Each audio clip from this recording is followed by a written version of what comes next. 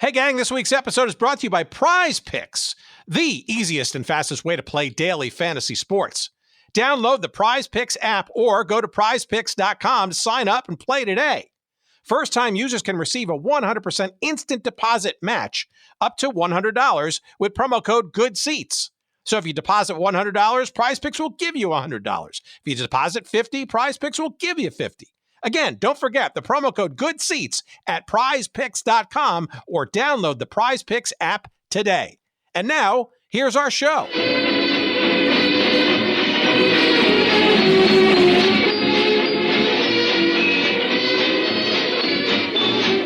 From Colt Stadium in Houston, the Colt 45s game of the day is on the air.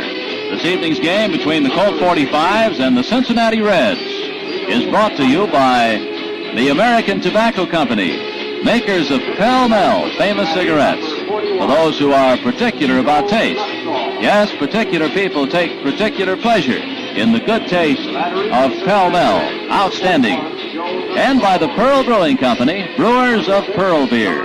Better because it's brewed with famous spring water from the country of 1100 Springs and Country Club malt liquor.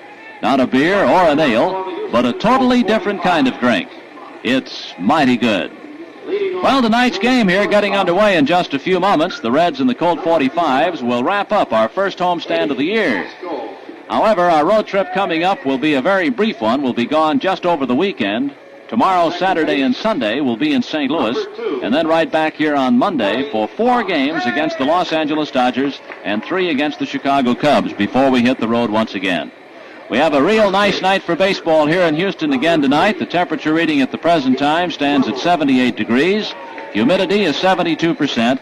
And we have that strong wind again that's blowing out of the right field corner, coming across at between 15 and 20 miles an hour, blowing out toward the left side. This will wrap it up here against the Reds. The series going into tonight's game is all even up at 1 apiece. The starting pitcher for Freddie Hutchinson's Cincinnati Ball Club tonight will be left-hander Joe Nuxhall. And going for our Colt 45s, right-hander Ken Johnson. Now we'll be back with the starting lineups after this word from Pall Mall famous cigarettes. Welcome to Good Seats Still Available, a curious little podcast devoted to exploring what used to be in professional sports. Here's your host, Tim Hanlon.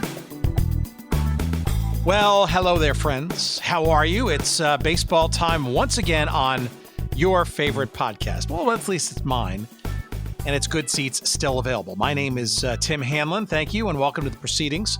As you know by now, it's our little journey each and every week into what used to be in professional sports, and our little setup this week puts us in the mood, shall we, for 1964. We set the Wayback Machine for the Houston Colt 45s. You young'uns out there may not remember that the first 3 years of the now Houston Astros existence, they were known as the Colt 45s. They were an expansion franchise in 62, playing in, I don't know, the mosquito-infested and hot and humidity of Colt Stadium, a temporary stadium or whatever it might have been, in the shadow of what ultimately became the home for the Astros, the Astrodome. In 1965. That clip, though, sets the tone. That's 1964, a very famous game in Colt 45's history. April 23rd, 1964, for that matter, Gene Elston behind the mic, setting up the tone. The game against the Cincinnati Reds, an early season affair that was witnessed by, although a lot of people are going to say perhaps that they were at this game when they actually were not. As a matter of fact, I think 5,426 people rattling around the old Houston Colts Stadium for a 1-0 shutout for the Cincinnati Reds over the Houston Colt 45s. However, interesting piece of trivia in that game. Ken Johnson, the starting and complete pitcher for the Houston Colt 45s, threw a no-hitter. Well, wait a minute, Tim, what are you saying? You throw a no-hitter and they lost the game? Yes, that's what I'm saying. He was, Johnson gave up no hits, in the game to his former team, by the way, the Cincinnati Reds.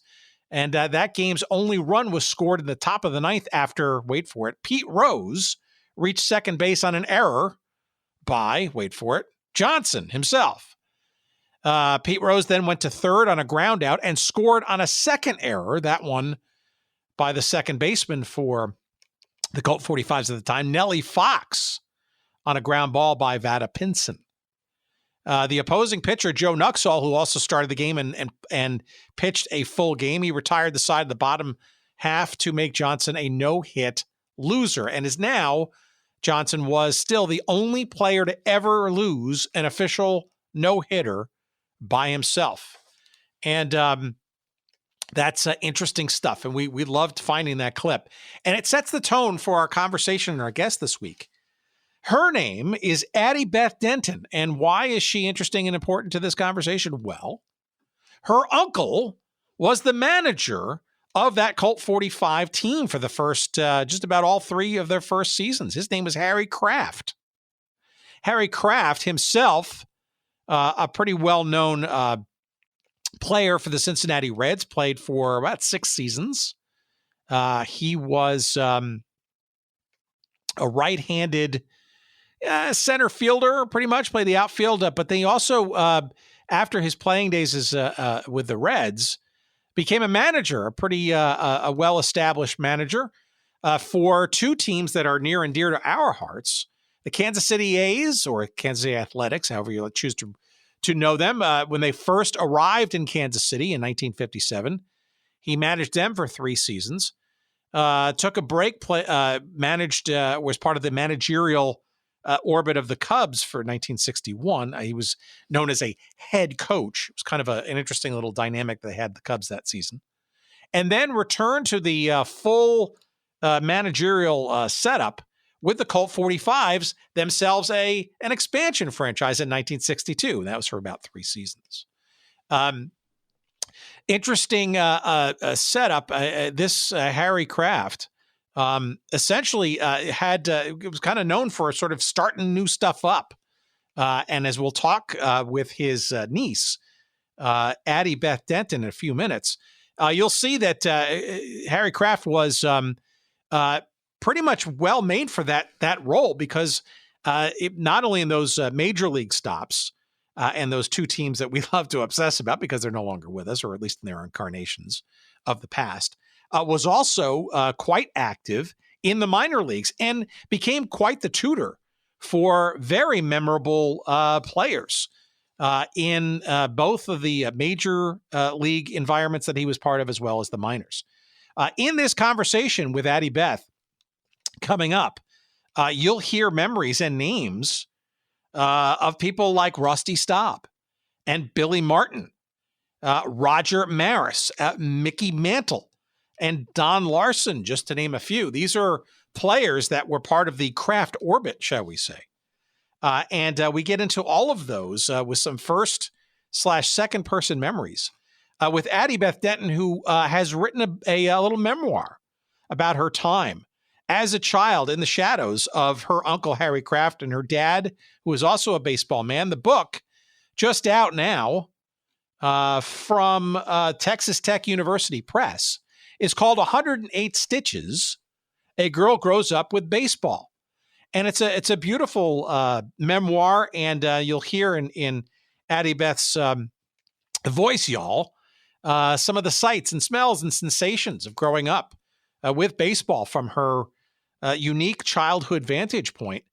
And a couple of memories sort of shine through in this conversation. Some of the larger than life figures. And it's also, frankly, a bit of a throwback to a time when baseball was not just for children, but for the country, was just much more, I don't know, pristine, a bit magical, a little mystical at that.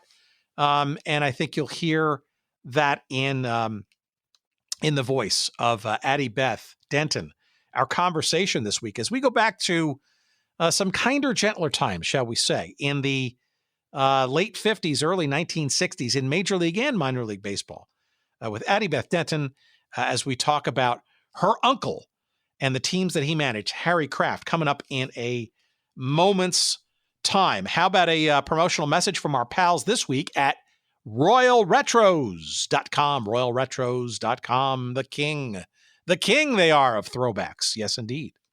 And tremendous stuff. As you well know by now, if you're looking for authentic, painstakingly crafted, not T-shirts, not that they're not painstakingly crafted, but the uniforms that Royal Retros is known for.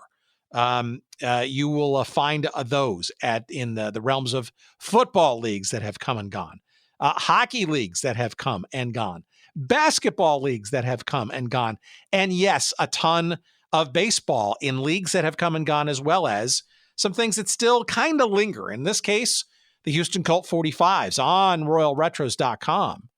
You will find a couple of awesome items to celebrate the 3 years of the Houston Astros' incarnation as the Colt 45s, their first 3 years as a Major League Baseball franchise in Houston. There's a beautiful Houston Colt 45s jacket, replete with the logo and the Texas flag on the sleeve. There are two, count them, versions of the Houston Colt 45s t-shirt. A beautiful orange color with the Colt 45s logo and the "Here Come the Colts" kind of sort of a call to action, shall we say, as well as a gray version with the blue and orange logo with the Houston Colt 45s emblazoned on it. And of course, the pièce de résistance is the Houston Colt 45s jersey. I have me one. I have the white one with the Colts gun and a smoking gun, that is, with the orange Colts letters in that logo. And there's also the Houston with the name across Houston with the flag, the Texas flag on the sleeve, gray version, which is, I think, the away jersey, if I'm not mistaken. All of those things and more. There's even a Kansas City, a Houston Colt 45s cap there for you. Among the many, many, many other great things to be found: St. Louis Browns stuff, Seattle Pilots stuff, etc., Washington Senators stuff, etc., at royalretros.com. It's awesome. You know it's awesome. Check them out. And promo code for you for all of your purchases when you visit early and often. Promo code SEATS, SEATS. Promo code SEATS for 10% off all of your purchases. As they say, please buy early and visit often at royalretros.com. Thank you to Dustin Alameda, the chief proprietor there, and we appreciate his and their sponsorship of our little show. All right, let's move right along, shall we? Right into our wonderful conversation. Here it is, Addie Beth Denton coming at you with some great memories, some Colt 45s, some Kansas City A's, the Colts Stadium, all of it and more. And we were just tickled pink to have a conversation with her. Here it is. Please, as always, enjoy.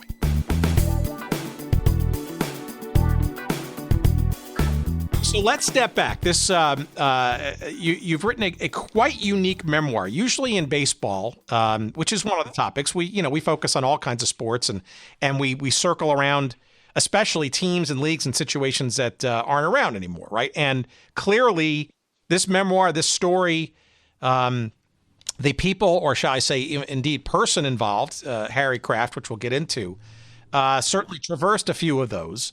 But let's step back here. You're not a what is your professional career has nothing to do with baseball or this story, does it?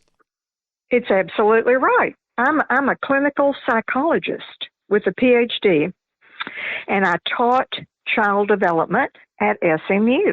So you've already figured me out then, I guess. But yeah, that was my career, and I have retired, and I have 5 grandsons.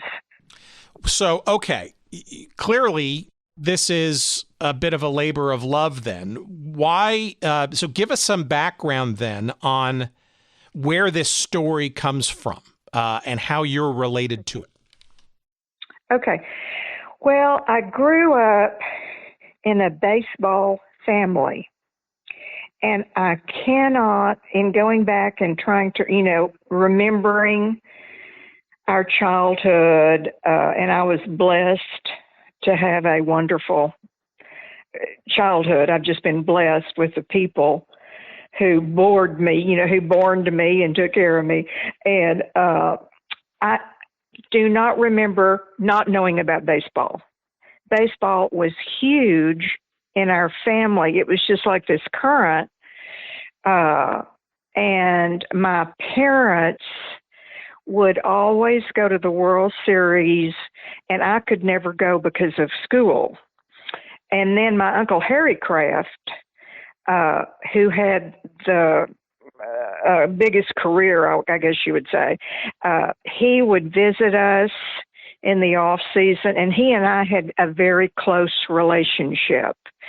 So it was always Daddy and Uncle Harry were on the phone talking about baseball. Mother and Daddy were going to games. And then when I got older, I went to games too, probably starting at age 5. I could go. And I learned how to be a baseball person. Well, it and sounds by that, yeah, it sounds almost like you didn't have a choice given what was well, around no, you. I always had a choice in my life. I could have done anything, it was just I wanted to go to games for many reasons. And I think, first of all, it involved my relatives. And what I remember when I would go to Kansas City, we would ride the train from Wichita Falls to Kansas City when Harry managed the club up there.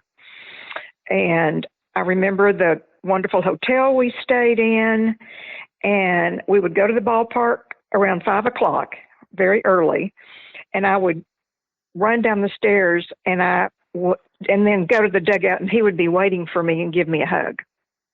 And so that was just something I liked to do. And then as I got older, my children loved baseball, and it was just like, I can't imagine not knowing about it. So where did you grow up? Throckmorton, Texas. It has 800 people. It was a little larger when I lived there. My dad was a rancher. And for and those who big don't know the ranches. geography of Texas, can you give us a general Sure. location? Between Wichita Falls and Abilene. There are lots of little towns between Wichita Falls and Abilene, and it's wonderful ranch land. That's where I grew up. And your uncle, Harry Kraft, who we'll get into in just a few moments, was an uncle on which side of the family? Okay, my daddy, Tom Kraft, it was his younger brother. And they were from Mississippi. Heidelberg, Mississippi is where my other grandmother was from. And their dad was a shipbuilder, but died when they were very young. So they really didn't know him, but they had some kind of grandmother. How did you learn of your uncle's craft, shall we say, for baseball? Because to put it in context for our audience, he was a major leaguer for a bunch of years in the late 30s and early 40s, and I'm sure a minor league career prior to that. I think mostly for the Cincinnati Reds, if not exclusively. I'm not. You tell me. Yeah, that's right. And this will be interesting to you. I never knew that. Never knew that. When I went to Duke for graduate school in North Carolina, and he was really interested in the fact that I'd gone up there. And I never knew why. But then I found out by asking around, not talking to him about it, that's where the ball players went during World War II. They went to Chapel Hill, North Carolina. And that's where they worked on their skills. I mean, they played baseball, they swam, and that prepared those good athletes to go to World War II. He never talked about that. But I have his records from that time, the United States official records, and he is so handsome. There's his little picture, and they said, well, why do you want to go to war? And he said, I want to serve my country. Never knew any of that. Never knew any of that. Never knew how successful he had been in Cincinnati, because he caught the second home run of Johnny Vandermeer's 2 home runs. Remember that? And there'll never be another game in which there are 2 home runs in a row. So by the same pitcher. I mean the same pitcher. Yeah. That's interesting. So put that in time perspective then, right? So you're now sort of looking backward towards his playing career in the late 30s, early 40s. What roughly time was this that you're going to Duke and stuff? Had he become a manager at that point, or? Well, when I was at Duke, oh gosh, let me think. This would have been in the early 70s. Would he have been in Houston? Gosh, I can't tell you for sure. We'd have to look that up. Yeah, sure. Houston Colt 45s in 62 to 64. I guess I'm just curious as to how you put these pieces together, so to speak. You're growing up being a fan of baseball, going to games, but not fully cognizant, I guess, as a kid about why you're in these situations. And then over time, sort of recognizing maybe more of the backstory of Uncle Harry and how that sort of frankly maybe influenced you maybe unwittingly in some respects. Yeah, I think too, there's so much in baseball that you take in through your senses. And when you do that, like, it looks a certain way, it's just beautiful, and you see it the same way, and you smell it the same way. I mean, when you walk into a stadium, you're going to see you see the diamond. And then you see these men, usually you see white uniforms. When you're that far away, you really can't identify the numbers, but there's a lot of white out there, and they're running around, and it's just very... it just makes a lot of sense to you in a sensual way. And then we would always sit and see, this is like, it's all sort of, you're used to it. I mean, this is what we do. We sit on the third base line. We sit about 3 rows up, and we don't talk. We don't eat. We don't drink beer. And as a child, I played with Bob Sir's children because his wife was pregnant every summer. And I think I played with 7 of them. And that was in Kansas City. And I was allowed to run up and down the bleachers with the Sir children. But no, that's just part of what you do. And it's like on Christmas morning, you open your gifts. You have the Easter bunny at Easter, and this is what I did during the baseball season.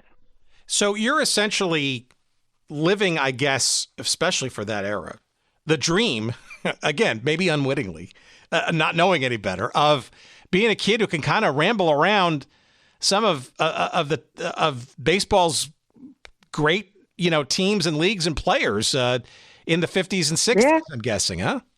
Yeah. What do you remember about? What do you remember? Let's talk about Kansas City for a second. Obviously, you were not around when his playing days and stuff. That was sort of in your rear view historical mirror, and you kind of discovered that. But what do you remember about the Kansas City A's? Because that was an interesting team. Again, you probably didn't know sort of the circumstances, and having been in Philadelphia prior, and frankly longing for Oakland and the ownership and stuff. What do you remember about those years in Kansas City? Were you actually there, or did you visit a lot? No, we would go every summer. And what I remember is that, leaving a little town of 1,000, driving the car to Wichita Falls and getting on the train and going up on the train. And I remember those little sandwiches with the toothpicks. And I would get little sandwiches on the train with the toothpicks. And I would save the toothpicks, and I would run up and down the train cars. And I can see and hear opening those big old doors with a whoosh and going into another car. And my parents, I was a little girl. I was 8. But they would let me do that. I'd just run wild on the train. And then would get to Kansas City and go to the Mulebach Hotel. And it's no longer there. But we'd go up, and I would wear a dress to the game. I remember my mother would make sure the dress was all ironed. And Louis Boudreau was Lou Boudreau's son. and Louis would always bring me chocolates. Were you the only kid kind of around so that everybody could kind of dote on? They doted on me. I was totally spoiled. But at the same time, I was expected to look at baseball in a certain way. You don't clap. You don't act like a fool. You would never drink beer. I can't remember my father drinking anything at a game, or my mother. And they would always go to the Yankees at the World Series. But no, you just sit and watch the game. And certainly I didn't know what I was seeing as a girl, but I knew to just sit there, like in church. That's a great line, isn't it? Yeah. So what did you study that? Did you sort of learn how to do the score? Were you bored out of your mind? No. Nobody in my family ever scored a game. Now, Daddy would always read the sporting news. And I was very serious about the sporting news. And then he read the sports pages. Mm-hmm. Well, it's interesting because and were you spending all of your summers there? Like, were you literally living in the area, or were you just kind of road tripping back and forth? No, we would go up there probably and stay 2 weeks. Mm-hmm. So what else were you sort of thinking about, or what did you sort of absorb there? Because for most baseball historians, right, the time, I mean, your uncle was the first manager of this team after they had just moved from Philadelphia. The first season in Kansas City, he's at the he's skippering this team. Do you have any awareness of the relative newness, shall we say, of this franchise? No. In this city, or you just thought this is normal? I'm going to watch my uncle do his job, and I'm going to watch baseball being played. Mm-hmm. The latter. I didn't know the historical part of it at all. Interesting. And how about the stadium itself? What do you remember about Municipal Stadium? Anything? Well, I do remember, what I remember is running up and down the stairs with the serve children, but that's about it. Nothing like I would remember the Astrodome or even the stadiums here in Arlington, certainly Yankee Stadium. But I have huge visual memories of those stadiums. When your uncle left as the manager of the A's, do you have any recollection of how that happened or why, or was it just assumed he's moving on to another club? I would assume they didn't win enough games. Yeah, though there was also something else going on too, because in 1960, Charlie Finley bought the team, and he was the guy who kind of was starting to angle for all kinds of changes, including color schemes and all that kind of stuff. Okay. Mm-hmm. Well, but it's clear though that Harry had a knack for managing, because he was back with another club, the Cubs, in '61. Were you summering in Chicago then too in 1961? No, I don't remember and I love to go to Wrigley, but I never went to a game or heard anything about that period of time. I do remember that the owner of the Yankees wanted Harry to come to New York, but he would not go because he would never work for Steinbrenner. He had these very high standards as to, I'm assuming this, as to who he would work with, and he would not imagine turning down the Yankees. Because Kansas City was really, when he managed them, he was managing a farm team for New York, because so many of the players, and he was Mantle's first manager, and so he knew how to get them ready to go to New York. Yeah, that's interesting, because indeed there was a lot of accusations about the various trades between the Yankees and the A's for some of those reasons that you're mentioning, and it became the borderline conflict of interest, and there's a whole bunch of sort of rationale as to why and how this team was sort of being managed, so to speak, and interesting how the Yankees might have been his destination afterwards. And it sounds like you're getting a little bit of the just by being around some of the shrapnel that's going on in terms of the player trades and all that kind of stuff. Yeah. Mm-hmm. All right, well, and I do want to talk to you about Mickey Mantle. Oh, I've heard of him. Go ahead. What of? He's kind of an important character. Because I'm 75. So when I was 12 in Throckmorton, Texas, they were going to have Harry Craft Day.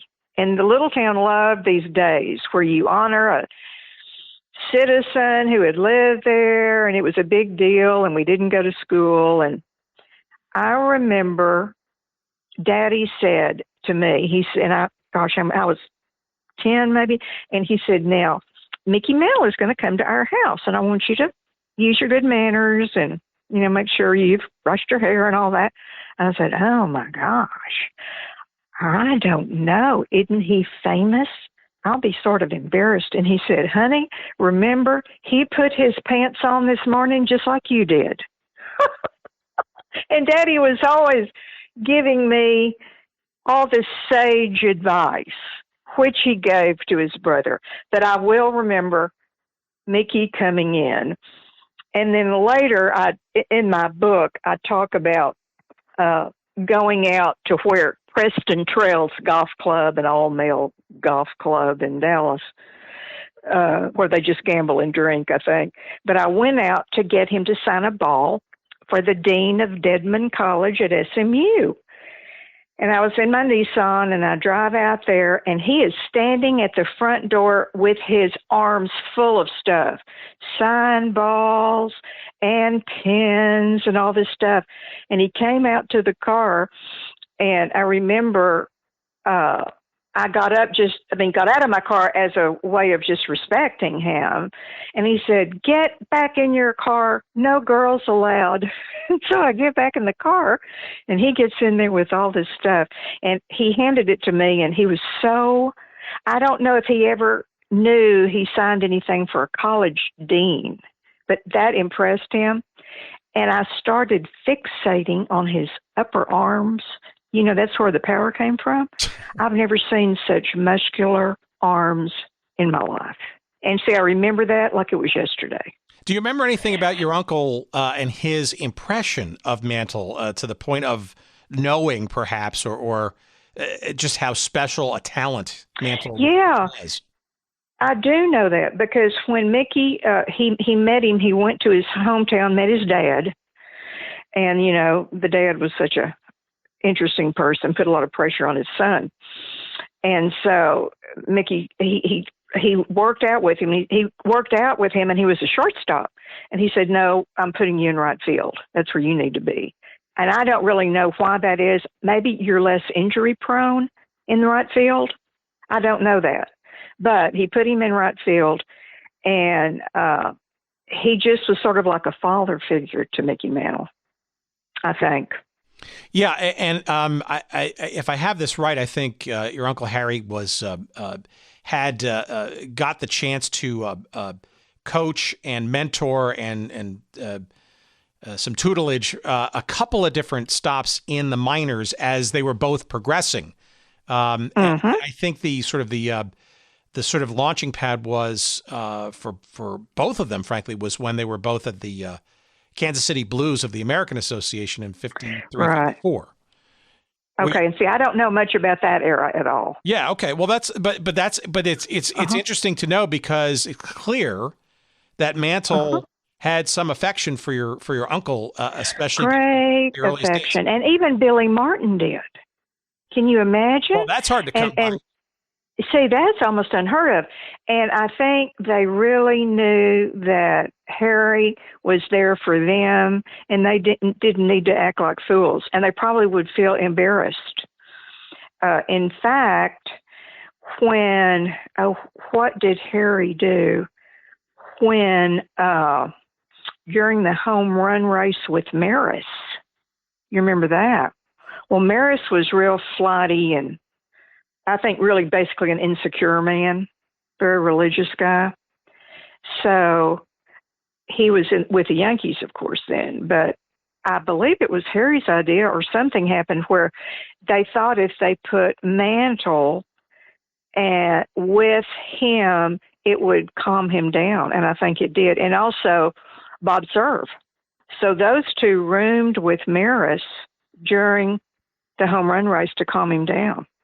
Well, that's interesting you bring up Maris, because your uncle was credited with bringing him, if you will, into the upper echelons of the major leagues with the A's in 58 and 59. And again, here comes that sort of Yankee, I don't know, interesting connection or connective tissue, because Maris wound up with the Yankees and greatness along with Mantle for many, many years, right? Historic. And of course, Bob Serve. And do you know, I own the baseball with Don Larson's signature. And that's the only World Series perfect game that will ever be. You know, Don Larson threw the perfect game. Well, so you have a ball from that game? Yeah. I'm looking at it right now. I'm in my den and I'm looking at it right now. How did you get that? How did you get such? Harry would bring us balls during the off season when he arrived in Throckmorton after this, and then he'd go to the winter meetings. Eventually, he always talked about the winter meetings. I remember that. But before the winter meetings, he would stay with us a few days in Throckmorton, and Daddy and Harry would hunt quail. But he would bring me these autographed baseballs. And also, I was looking back, Harry managed Don Larson in the minor leagues, I think in Beaumont, Texas. And I have a picture of Don Larson right there. Isn't that interesting? Well, that's fantastic. What other players stand out, or do you remember of his that were similarly tutelaged? I mean, because you're talking about three greats right there alone. Yeah, three greats. Well, those are the ones that stand out. And Billy Martin, and Harry said, never had any problem with them. Never. Billy Martin gave me no. I mean, this was when Billy is if you had ever met Harry. This is when Billy is a player, right? Yeah, and he was just always a mess. You know, I'm surprised that that's what makes a great manager. Don't you understand that?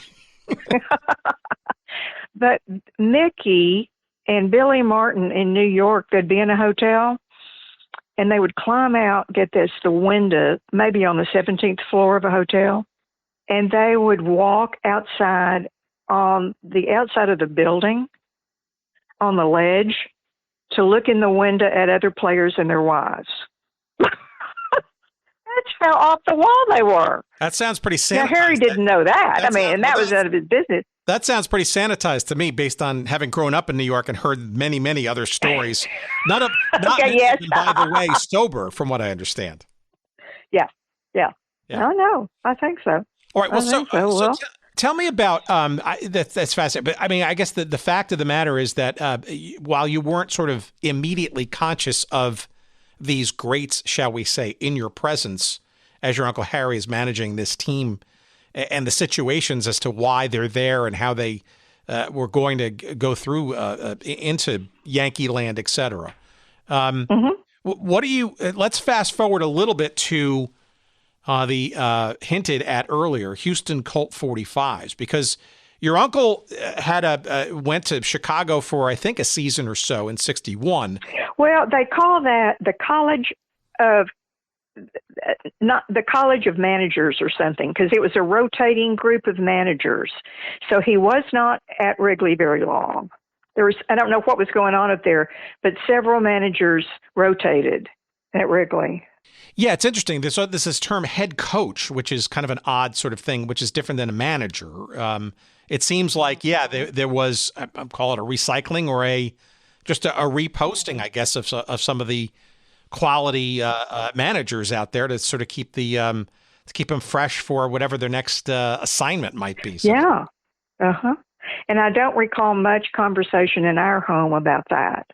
And Mother and Daddy never went to Wrigley. Now, I've been to Wrigley. And I have a great chapter in my book on how I got to Wrigley. But anyway, I remember that. And I have a picture of him with his Cubs hat on, Harry's Cubs hat on.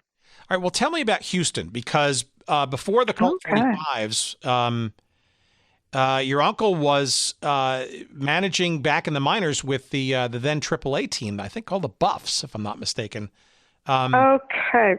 Well, I vaguely. You were still living in Texas at that time and still. Oh yeah, doing your we've summers. never moved. Right, never moved out of Throckmorton. But what I remember that summer for me, I was 17 and I had to go to Mexico to take Spanish because my little town didn't have Spanish.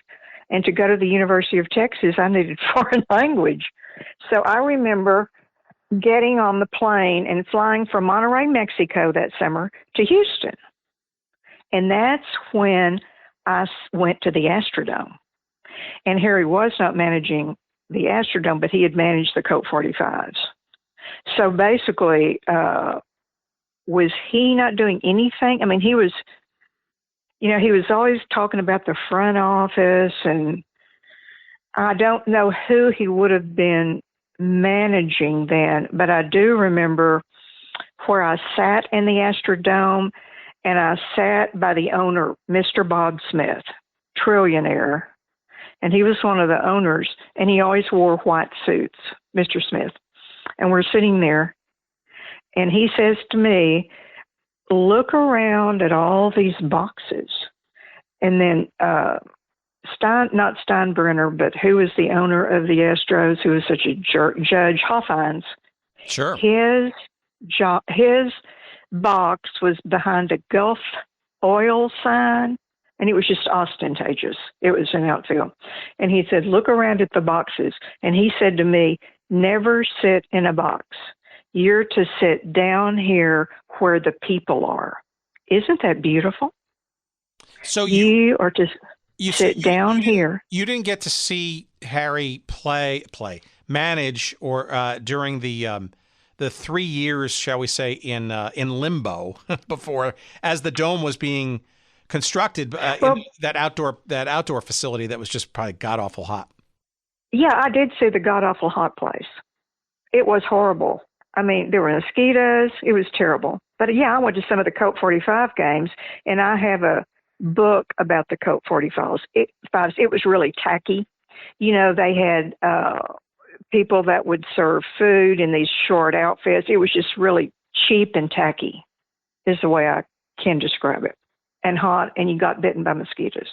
So, but I think if I'm not mistaken, I guess it was called Colt Stadium. Is that right? Colt 45s.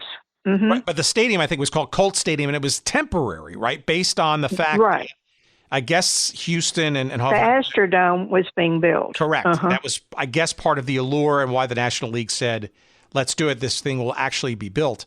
I'm just really curious as to how, could you sense how your uncle was sort of handling all this? I mean, did he feel temporary, if you will? And did you feel like the situation was temporary, given the fact that it was all going to be moving into the Astrodome eventually? No, I think with him, he just approached baseball. I mean, he had a serious look in his eye all the time. When you got to talking about the games or something, he was never emotional about anything that I recall. Just always very handsome man and serious and stern about baseball. So he wasn't the type to be sort of sidetracked or distracted. Not to my knowledge. I think he had great self-confidence in his skills, but knew that you got to win and you got to have good players and everything has to go together. And so he was confident in that.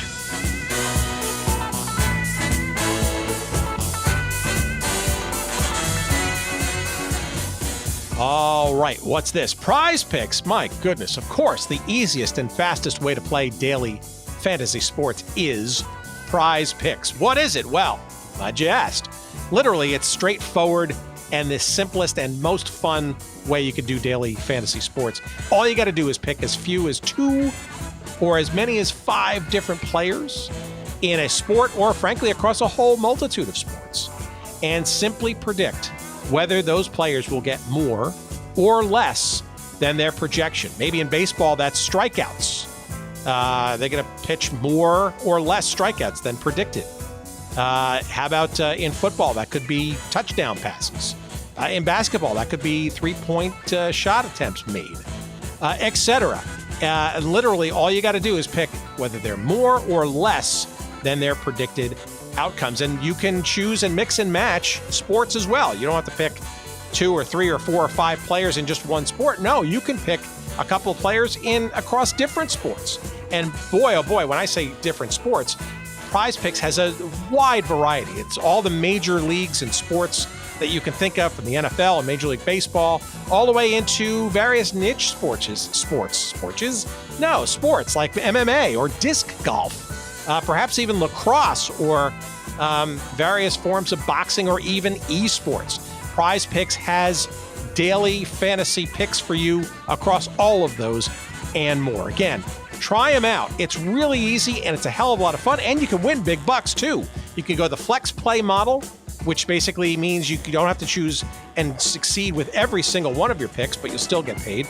Or you can go the power play mode, which basically rewards you with more money if you get every single one of your predictions correct. It's awesome, and it's fun to play for sure, and it really brings your live sports viewing into a whole different realm of excitement. And of course, we've got a promo for you as well. So all you got to do is download the Prize Picks app on your Android or your Apple device, or go to prizepicks.com. That's PRIZEPICKS.com, and sign up and play your daily fantasy sports right now. First-time users can receive a 100% instant deposit match up to $100 with promo code GOODSEATS. So if you deposit $100, Prize Picks will give you $100. If you deposit $50, Prize Picks will give you $50. Again, don't forget to enter the promo code GOODSEATS when you sign up at prizepicks.com or on the Prize Picks app, and get that instant deposit match right up to $100. Go for it. It's a hell of a lot of fun. Thank you, Prize Picks. And now back to our conversation.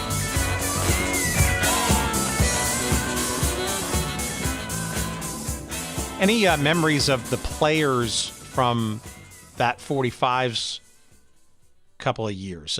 You may or may not remember some names, but Rusty Staub and Joe Morgan and Turk Farrell. I don't know if any of those names. Well, yeah, but I remember Joe Morgan from the Reds. Sure. Don't I? Yeah. Okay, and then who's the first one? He made his debut, I think, okay, in 63. Who's the first one you mentioned? Rusty Staub? The redhead.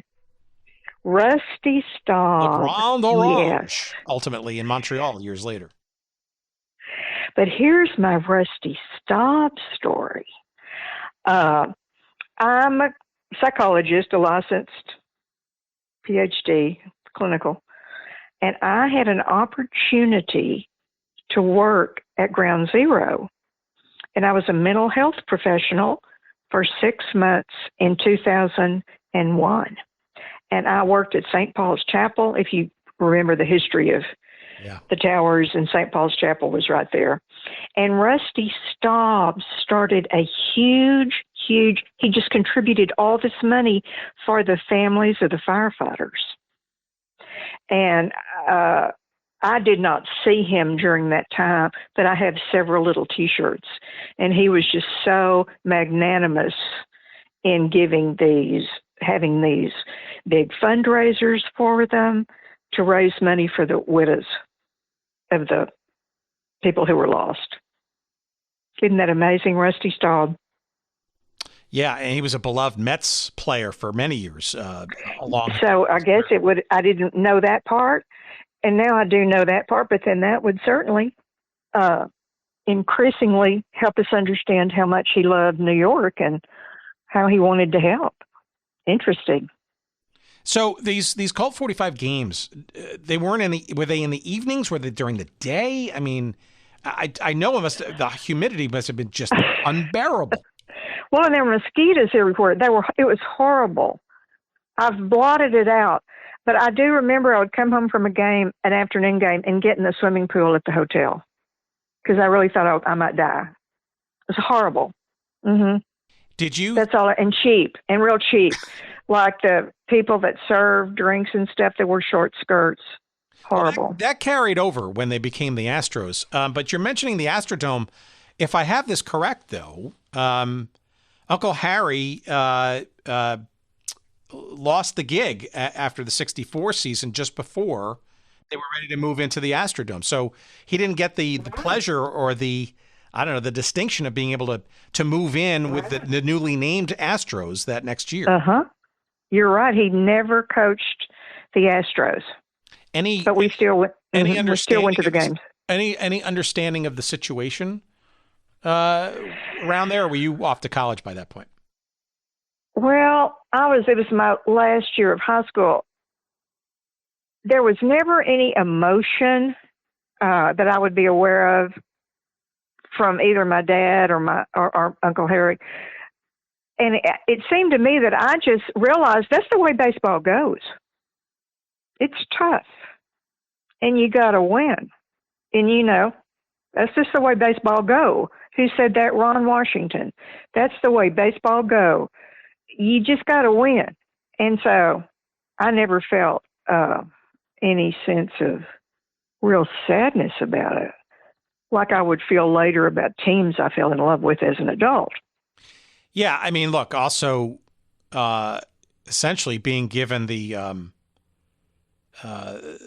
task, the thankless task, right, of managing an expansion franchise, right? It's different today because you can kind of buy your way to competitiveness a little easier than it was back in the day, right? But I mean, it's almost like, I mean, I think frankly with the Kansas City A's as well, which was essentially a reboot from their move from Philadelphia, right? So, and see, I never knew that. Yeah, a challenge and a half, right? So, I think if I'm not mistaken, in '63 and '64, they were essentially the worst team in the National League, ahead of only the aforementioned New York Mets, right? Which themselves were an expansion franchise. So, in some respects, you kind of know what you're getting.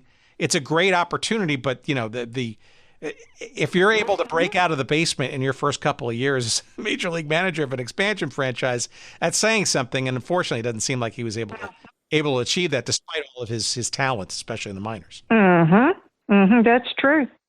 But I mean, as I said earlier, no one in my family was sad about it. It's just like, this is the way baseball go. This is the way it go. And isn't that interesting? I mean, I fell in love with the Texas Rangers and was so sad when they lost the World Series. But and sometimes I still feel that way about the Yankees, but not as a child. I don't remember anyone being heartbroken. So, okay, couple of questions to kind of round out the cul-de-sac here. What did Uncle Harry do after that Houston managerial experience? Did he get out of the game altogether? Did he go elsewhere into the game? What did he wind up doing? That's a really good question.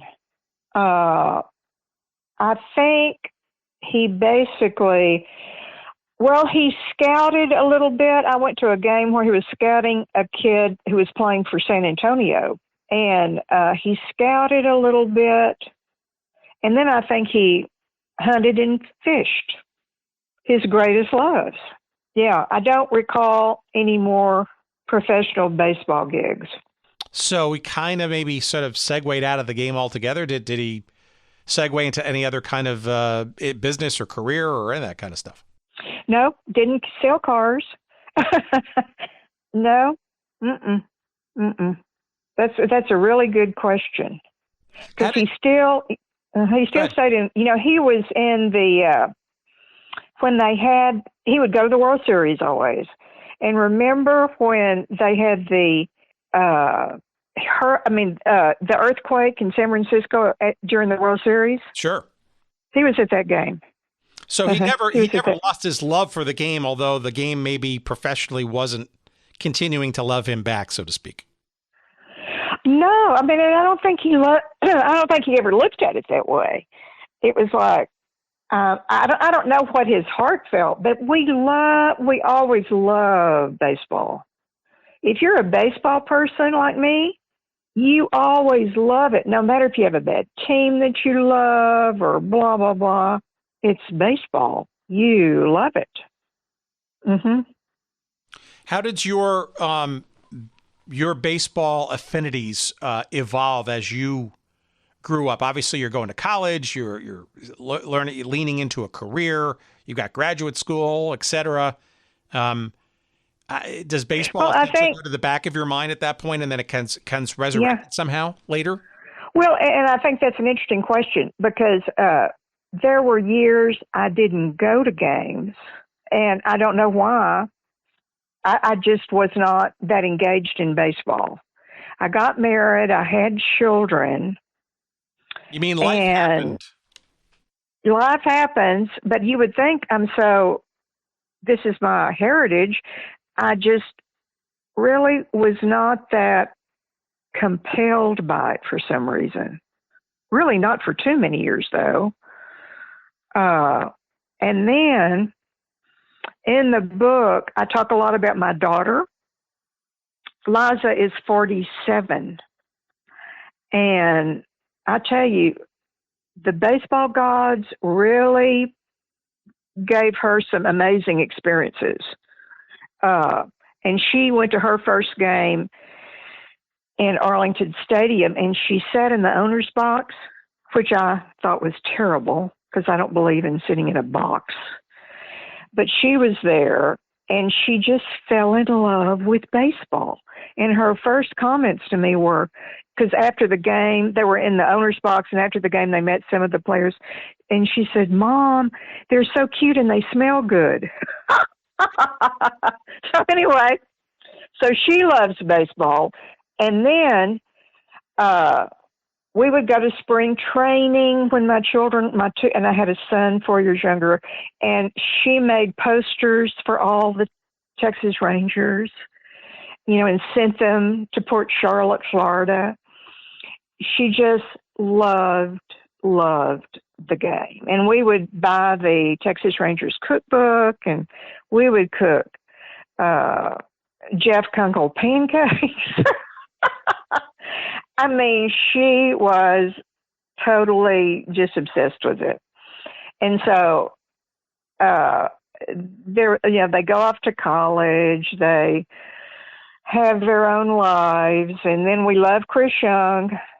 He is my son's best friend, and they grew up together, and his mom and dad and I, we went to so many of Chris's games, and there are great chapters about Chris Young. Here he is now, the total head of the Texas Rangers, and he'll turn it around. But so we had that part of spring training, and then Liza is working in public relations in St. Louis, and they said, "We have a job for you, Liza." They didn't know she loved baseball. And they said, "You're going to tell a story in a video. It will be a video, and you're to tell a story about a baseball." And she said, "Oh, I can do it." And the baseball was Stitches. That was its name. It had its own van. So Liza and the van and Stitches, they go out to California, and they go up the coast of California, and it stops on occasion, and people throw Stitches. Like she said, people in wheelchairs threw Stitches, and nuns threw Stitches, little children threw Stitches. And she gets to a certain point, and she takes a little video of two little boys throwing Stitches. And she said, "Well, I took this little video because the light was what we call the golden hour of the day, and it was just the perfect time to take the video." So they go all the way up to San Francisco, and the San Francisco team is opening its franchise there. They're leaving the East Coast. They're going to the West Coast. And before Willie Mays comes out to throw Stitches, who by now is black, and his little stitches are coming off, they show her 14-second video that she has made. And I said, "Liza, that was just a beautiful video, and you were able to do it." And I said, "How did you know how to do it?" And she said, "That was my brother," because she remembered her brother Jeff throwing the baseball. Isn't that beautiful? It has a harmonic ring to it. Yeah, well, I'm sort of telling it that way, but I thought, okay, my daughter, Harry Kraft's great niece, is just all our stuff. We just kind of, these baseball experiences happen to us. What kind of memorabilia do you have besides that Don Larson ball? I got to think. Are you a collector? Do you have any things that are similarly valuable or intriguing or interesting from your baseball journey? Well, and the balls, the Yankee ball, the '56 Yankee ball with Don Larson will go to my son. I would never sell any of this stuff, and it's all out for me to look at. I don't hide it. I'll look at it, and I have a Ted Williams ball. I have Kansas City balls. I now have I have a Chris Young ball, and he's now our general manager. He's a great kid, and my son's best friend. I think I told you that. But yeah, I have a collection, and I just have them up here looking at them. And then I have a baseball given to me by Ruben Puente, and I told you that story about the home run race. Yeah, between Maris and Mantle, yes. No. This was the one in St. Louis, the Cardinals, when he broke the home run record, and they were using drugs then. Oh, what was his name? Now I can't even Mark remember. McGwire and Sammy Sosa. Yeah. So I have one of Mark McGwire's balls that went out, and the story about that, I taught child development at night to a Master of Liberal Arts class. And so in '94, in August, we start class, and this very nice Hispanic gentleman, Ruben Puente, comes to me, and he said, Dr. Denton, I'm going to have to miss some classes. And he said, I'll make them up. I said, well, Ruben, we just started. It's August. And he said, well, do you know about the McGwire, the home run race? I said, yeah. And he said, well, I've got to travel with him because I am marking the baseballs. I said, you're what? He said, well, when that ball goes out and he hit him to left field, you've got a $4 million ball. So you can just scuff a ball, put it in your pocket, pull it out, and you've got it. So we've got baseball is very precise and pure when they get to something like this. And so I said, Ruben, you take as much time as you need. And I have one of those balls right in my office. And I said, yeah, you just come back whenever. So what Ruben had invented, he marked the baseball, but the batter or the pitcher could not tell it. You couldn't see anything on it. It was a pure, you know how baseball, it's a pure baseball. And what would happen, several of these balls would go out to the pitcher when McGwire came up. But, no one really knew what was happening. They did that all the time. And so when Mark McGwire hit that home run ball, the FBI was standing out, saw who got the ball, and then they took the ball back to my student, Ruben, and he shone his light on it, and yes, that was the ball. And I thought, thank you for thank you for Ruben being in my class. That's sort of interesting. And then one more story. I had a friend in Fort Worth, and the grandfather was driving home from rural Texas to Fort Worth, and he fell asleep, had a wreck, and his little grandson was paralyzed from the waist down, which is just horrible. I can't imagine anything more awful for both the child and the grandfather. But that summer, there was a rehab place in Chicago, and I heard that he was going up there for treatment. And I thought, I think I'll get him Cubs tickets. So I get on the phone in Dallas, and I just say, okay, I want 4 tickets to a Cubs game, and there will be a little boy in a wheelchair if you can get him to the area of the of Wrigley that accommodates people in wheelchairs. And they said, oh, fine, yeah. Well, guess what that day was at Wrigley? Handicap Day. They didn't know it. I didn't know it. But when he goes to the game, there are all these people sitting by him, more than usual, in wheelchairs, and the pitcher that throws out the first pitch is in a wheelchair. There you go. I mean, and that's, again, Now, what is that? What do you think that is? Fate? I mean, that's really a lot of stuff, isn't it? And he must have had a great time, though, no? Oh, yeah. What Handicap day at Wrigley. So give me a sense of what you want folks to know about this story of 108 Stitches, because it's clearly a memoir, but it's also a little bit of history. It's a bit of a memory of your uncle. There's a lot of sort of layers, I guess, to this, but it sounds like you're theming it all. The through line for all of it is this thing, perhaps somewhat magical, of baseball. Yeah, I think you hit the nail on the head. Baseball is, because of all of the above that we've talked about, I mean, it's my childhood. It's definitely my family, and perhaps my greatest memories over a long life.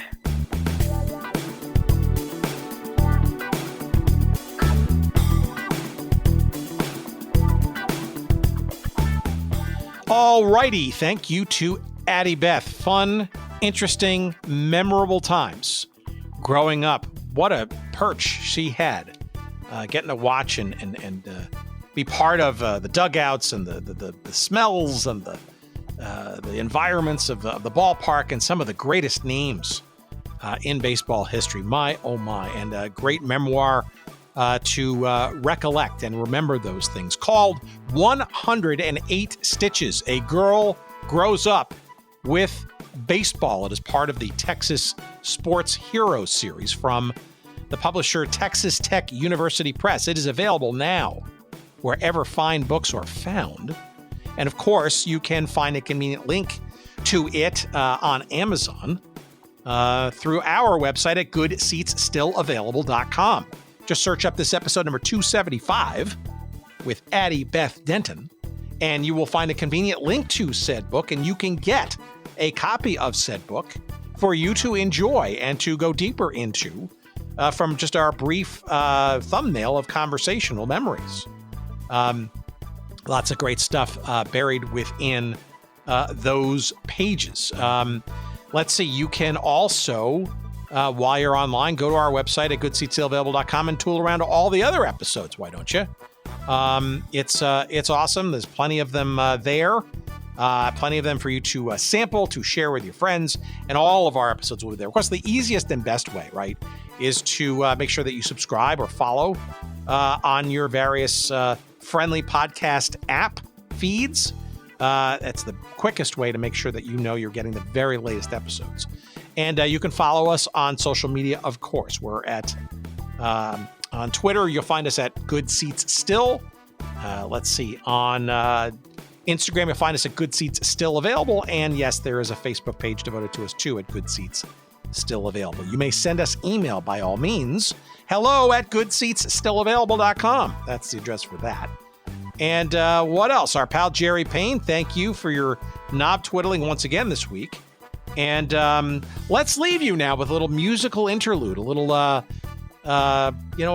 doffing, shall we say, or a tipping of the Houston Colt 45s cap in your general directions as we lead you out with the official Houston Colt 45s fight song that you might have heard in listening to games on the Houston Colt 45s radio network. It's the Johnny Man Singers featuring the Alan Ferguson Orchestra. It's Shoot 'em Down, the Houston Colt 45s fight song. Here it is. Thank you for listening. Take care. Bye-bye. Shoot 'em down, Houston Colts. Fire away, Houston Colts. We're in the game to stay. Shoot 'em down, Houston Colts. Blast away, Houston Colts. We're with you all the way. You'll hear the broadcasts every day. Or go through the park and cheer 'em on their way. Strike 'em out, blow 'em out, double play all the way. Shoot 'em down, Houston Colts.